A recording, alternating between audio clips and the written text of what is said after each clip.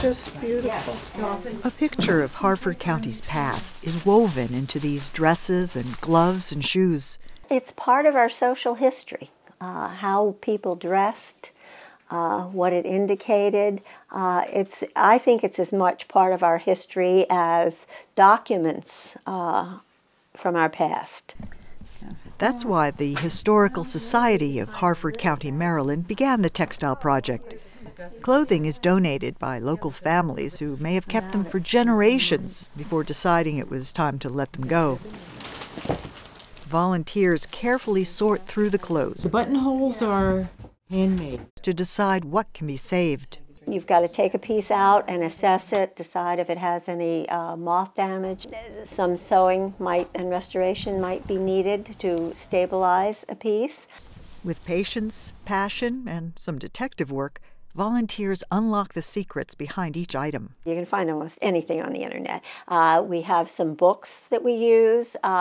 When we really get unsure about something and we have some time and financial ability, we will hire a professional who is very good at documenting pieces.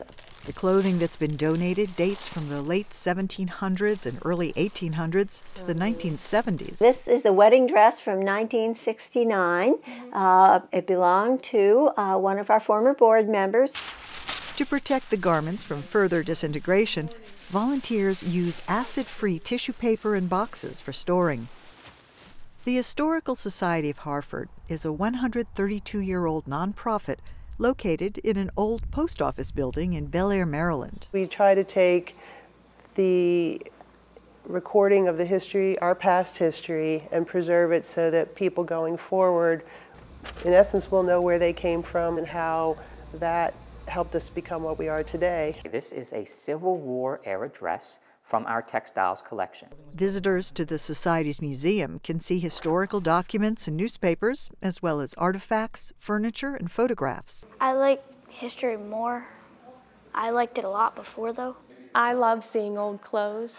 My mother is a seamstress, so I can appreciate the time it takes to create something like that, especially the intricate work that they have done, but to preserve that's pretty impressive too.